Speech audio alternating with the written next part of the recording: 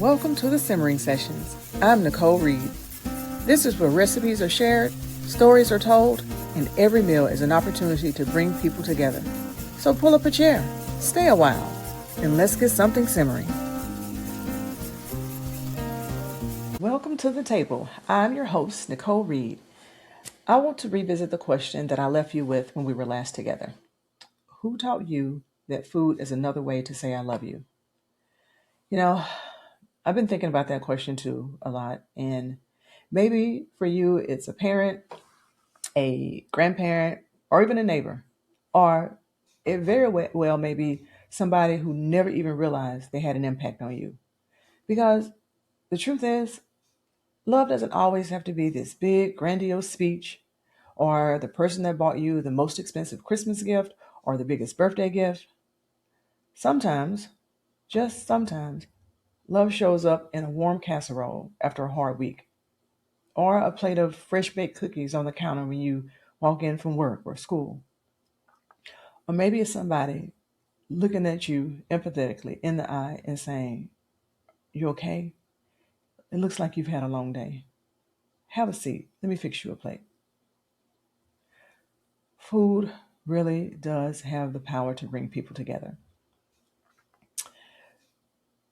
So recently, I was setting up for an event that I do at work.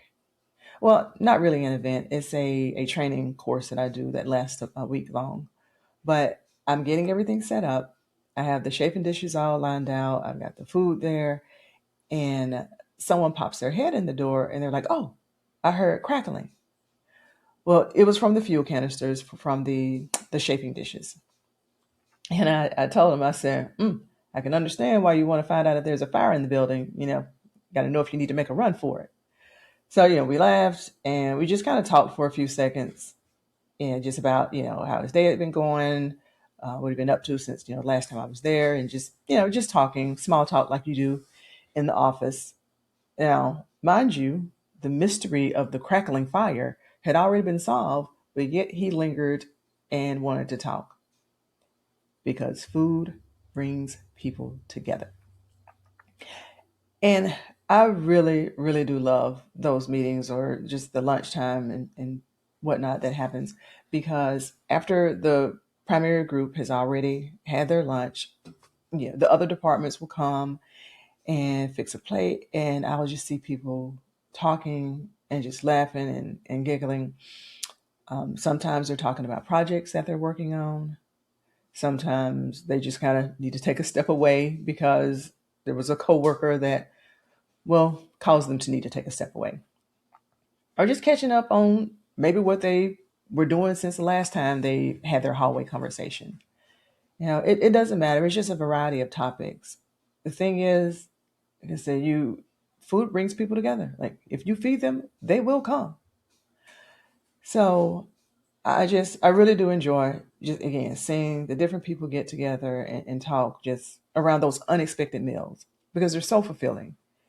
They help you get through the day.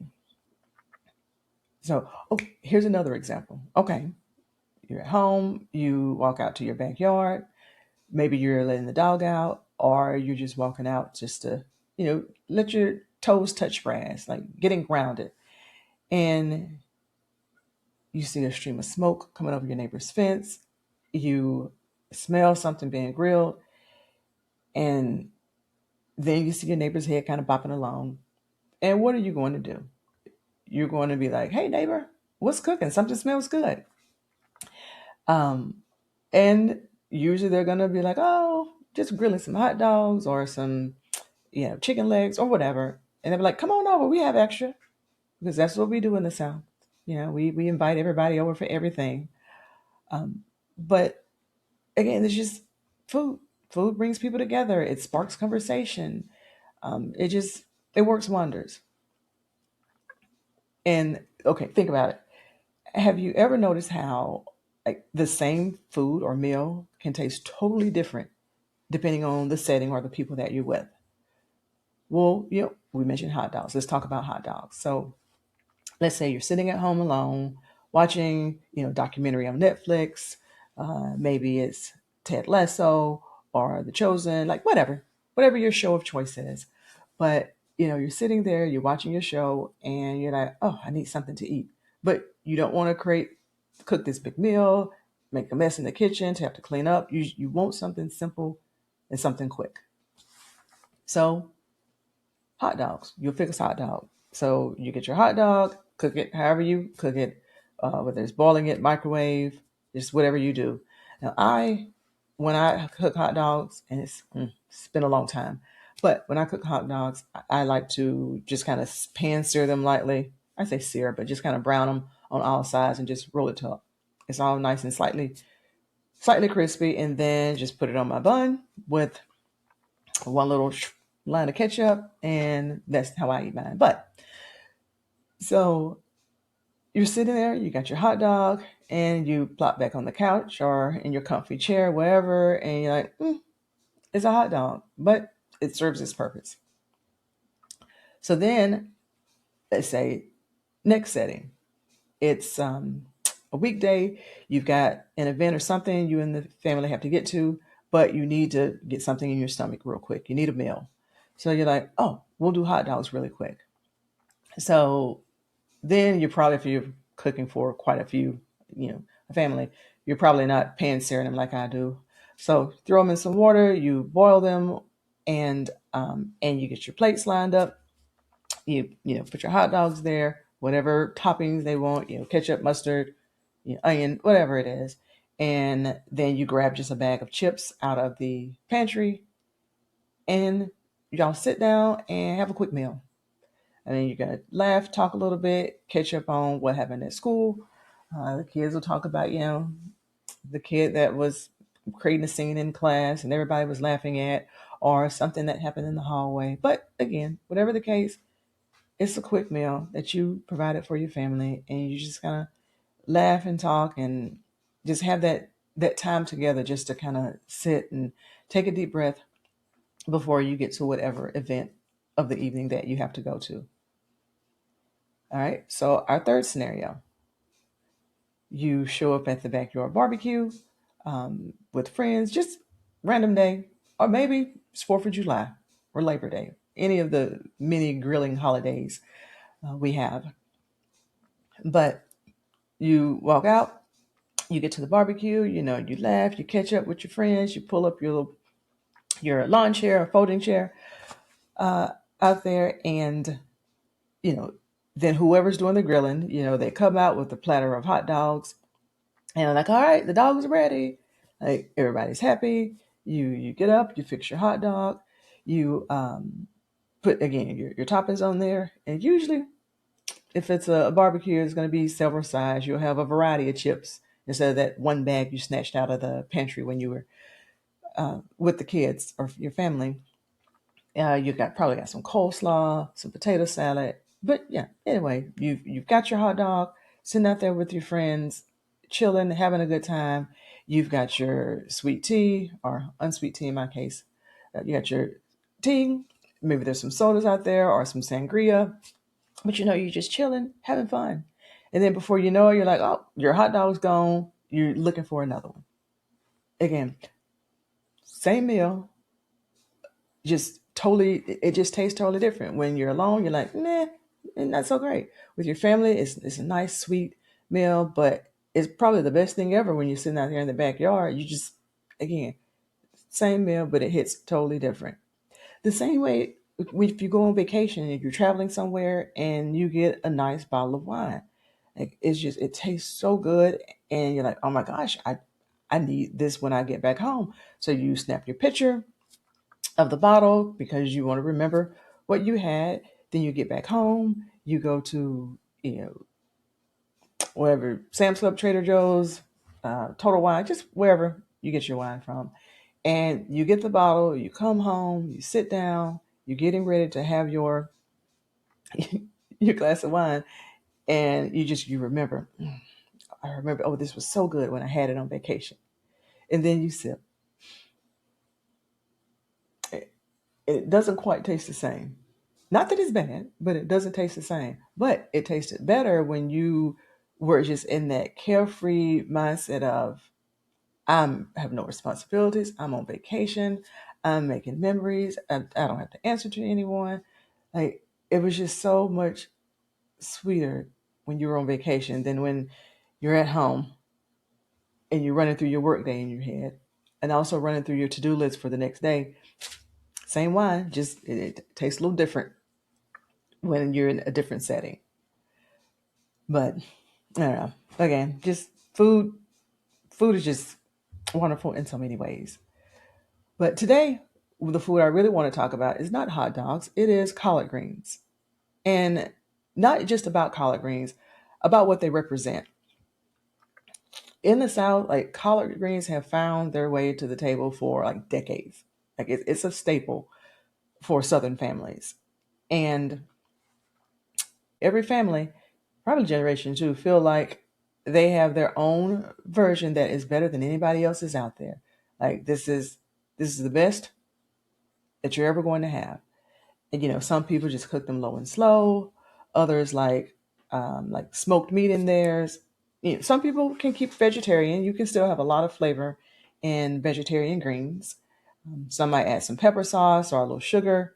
Again, whatever they do, theirs is the best of the best. But hey, here's the beautiful thing. It has never really been about the recipe. It's about the people you love gathering around the same pot. My grandpa, we called him Grand Hardy.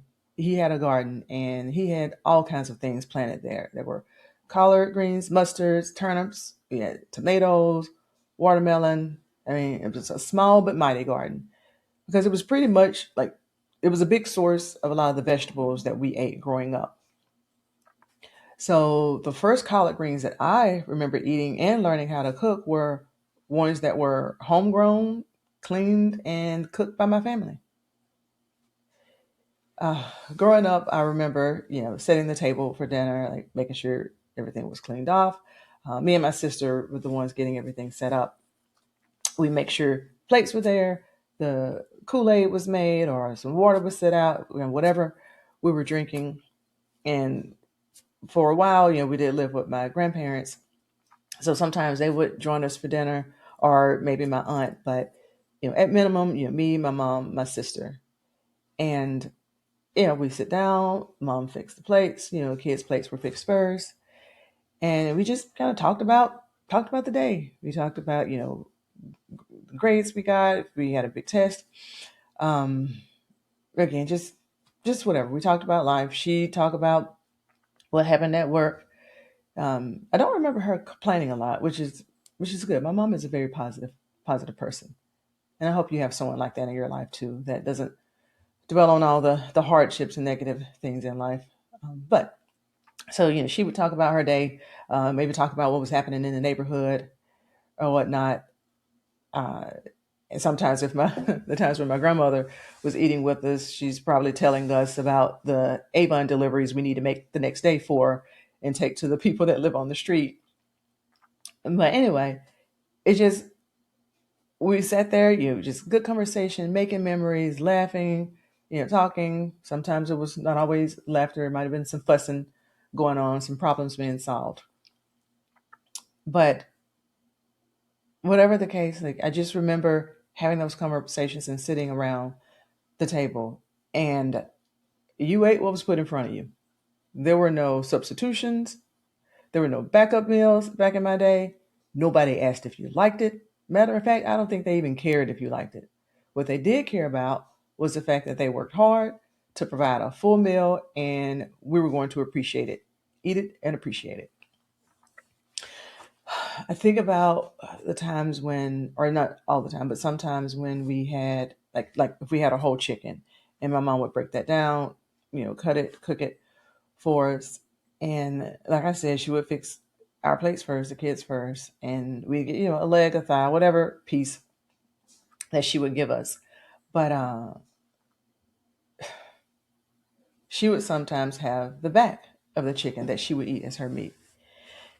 And I remember looking and thinking, why does she get the biggest piece of meat? Why do I just have to have the small leg or the small thigh? Why does she get that? And it wasn't until I moved out on my own and had to cut up a whole chicken. And I remember thinking, okay, now I get to have the chicken back that I never got to have when I was growing up. And I remember the tears welling up in my eyes when I realized there's no meat on the back of a chicken. So my mom made sure that we had a whole meal, and she was basically eating vegetables. If that's not love, I don't know what is. Then it was just dinner. But now I realize just those ordinary evenings and things happening like that, they were quietly becoming some of the most precious and favorite memories that I would ever have. And they were shaping me into the person that I am today. I sometimes find myself, doing similar things with my children. I thank God I'm very blessed that it wasn't as bad as having to go without part of a meal so that they can eat. Now it's more along the lines of if I burn something, I'm going to eat the burned piece if it's not enough, and they'll have the better parts of the meal. Or it's just maybe I'll have a really small portion while they have a larger portion. Or I'm just like eating really slow. That way, if they need to go back and have seconds, they can go back and have more without having to feel bad that, I don't have anything extra to eat. And I'm also blessed that I don't have those types of moments very much anymore. But again, it's just the love and sacrifice that you put into a meal and providing it for people that you love. And just again, the memories that you make. Just the memories. There are so many memories that are made in the kitchen. I mean, it's been that way for decades. The kitchen, it's always been, in my opinion, always been the center of the home. Way back in the back in the past, it wasn't just where you prepared the meals, cooked them, and ate them. That was usually the only source of heat or light in a house. So that's where families gathered on a regular basis for like everyday living. And even now, still today, it's the center of the home for me.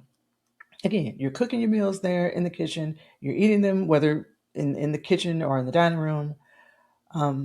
But maybe you're working on school projects in the kitchen at that table. Maybe you're it's just going over homework with them. Or if you work from home sometimes, maybe that's your office. You got your computer and everything laid out. Or you're hosting, ladies' Bible study. Usually it's going to be, in the kitchen with some food, snacks, or something involved. So again, just the kitchen is the center of the home. And I hate that we're getting away from gathering there now as much as we used to. Like families don't sometimes they don't prioritize eating a meal together. I mean, even just sitting in the same house. Some people will go take their plate to their room. Some sitting in front of the TV, watching TV or whatnot. Just you're there in the same house, but you're not together. And I will tell you, I am guilty of it too. And my son will tell me sometimes, hey mom, why don't we sit at the dinner table more and eat? So again, I am not free of blame or whatnot when it comes to something like that. But we do need to get back to gathering around the dinner table instead of just watching TV or staring at our phones while we're eating. But we need to get back to it. The laughing, the talking. I'm sitting here just thinking about some of those moments now. But it's just again about making memories, and showing love through food is memorable, not just for the person that's providing the food, but also for the person that's receiving it. I remember for Thanksgiving one year, I had a friend come and visit, and she doesn't eat pork. And when I make my collard greens, or up to that point, I only ever made it with ham hocks. Never made it with any other meat. Just it was always ham hocks. So I was bound and determined to make my collard greens for her. So I had to come up with another plan. So I decided to use smoked turkey. And I'll tell you right now, I have never gone back to ham hocks. I only make them with smoked turkey going forward. I mean, since that day, like it's so good. And just speaking of memories, my neighbor and I, we used to spend, well, not used to, we still do spend a lot of holidays or just family get-togethers together. Very blessed with them. Like when I moved to where I am here, it was just me and my children. All of my family is in Mississippi still, and they just accepted us like we were one of their own. They again they treat us like family. They're there for the good, the bad, the frustrating times. Like, I know I can always count on them, and I just love that. But so a lot of them in the family, in her family, were like totally against greens. Like, we don't like them. This No, there was nothing you could do to make them eat greens. So I, made mine for them one day, and they decided, okay, I'm sure they were just trying to be nice. So they decided, okay, we're going to try them. And listen, they were all converted. From that day forward, any get together or holiday, they were asking me to make greens. Just every time, is Nicole bringing greens? She's bringing greens, and what else? So, I mean, I converted the whole family. And then I think of another time where that same neighbor, she worked for a medical office, and somehow her doctor got a hold of some of my greens, and I don't know how, but he did. So he had to be out for surgery one time, and he told her, he was like, I know what will make me feel better. I need some of your neighbor's greens. Like, I need them. That would be great for my recovery. Like, tell her I'll pay her, whatever. I need these greens. So I just thought that was funny. How something so simple, just some collard greens with, barely two ingredients, can be a part of someone's recovery. But the best meals, like, they do not have to be made to impress. People don't always remember every little ingredient that went into something, but they're going to remember who was laughing. They're going to remember who asked for seconds. They're going to remember who wouldn't let somebody go hungry. Like, they're going to remember the moments that happen around the food. The older I get, the more I realize that people don't crave perfection, they crave belonging. And maybe that's why collard greens have stayed around for generations. I mean, they're not flashy, they're patient. They ask you to slow down because you have to let them sit and simmer. They fill your house with that oh so familiar smell. You know, collard greens and meals like that remind us that some of the very best things in life, they take time. And let me tell you, greens take time. Oh my goodness. So you're going to spend the first hour, hour and a half boiling whatever meat you choose, whether it's the ham hocks or the smoked turkey legs or smoked turkey wings. So you're going to have to boil those for, again, hour, hour and a half, just to make sure they get super tender, all the meat or whatever falls off the bone. And you're going to need that hour, hour and a half, because if you're growing your own greens or you're buying bunches from like a local farm or just even the bunches from the grocery store, there's a lot of cleaning, a lot of washing. Like, there's so much grit and dirt in greens. I think they just wave in the garden and just kind of catch it all like a catcher's mitt. I don't know. But there's a lot. And you're going to have to wash them like three, four, five times, like, to just make sure you feel nothing. And when you think, okay, they're clean, like, I don't feel anything, um, wash them one more time. Always, always, always wash them just that one more time.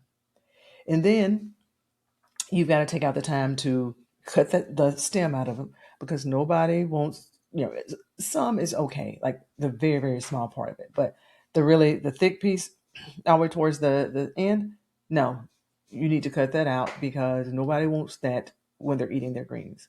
And then you've got to roll them all up like nice and tight and just slice them into like little slivers or pieces. Or maybe you don't want thin shredded pieces. You might want thicker pieces. Whatever you choose, your preference.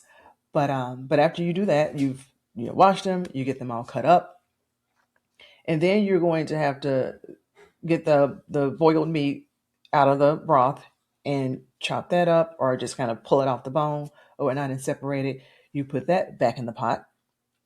I do also like to have thinly sliced garlic and onions. Like I'll saute that and then put it in the pot as well. Or you can put it in when you're initially boiling the meat, so it gets all nice and soft in there. But so then you shred the meat, throw it back in the pot with the broth, and then you put the shredded greens in there, um, and then you let it sit and simmer for another hour or so. So again, I told you it takes a lot of time, but listen, that is one of the best side dishes you will ever have, the absolute best. So I wouldn't have it any other way. And then you make yourself some cornbread in your cast iron skillet, and you just use that to soak up all the pot liquor. Oh, oh, I can just taste it now. Just taste it now. But I hope long after that pot of collard greens that you made is gone, that what remains isn't just the recipe.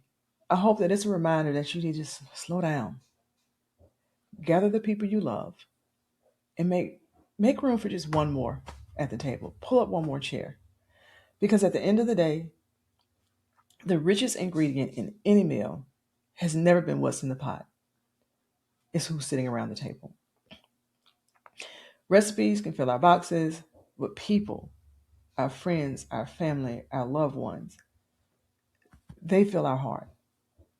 Long after we've forgotten exactly what we served, we're going to remember the laughter. We're going to remember the conversations, the comfort, that feeling of belonging. And maybe that's why food always tastes a little better together. So, I always leave you with one last bite. Who could use a seat at your table next week?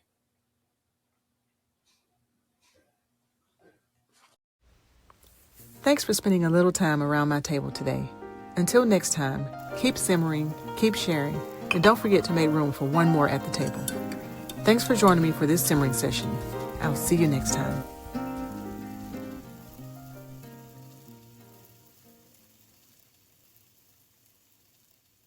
If you enjoyed today's episode, I'd love to have you back next week. Be sure to follow the simmering sessions. And if you know someone who could use a little inspiration in the kitchen, share this episode with them.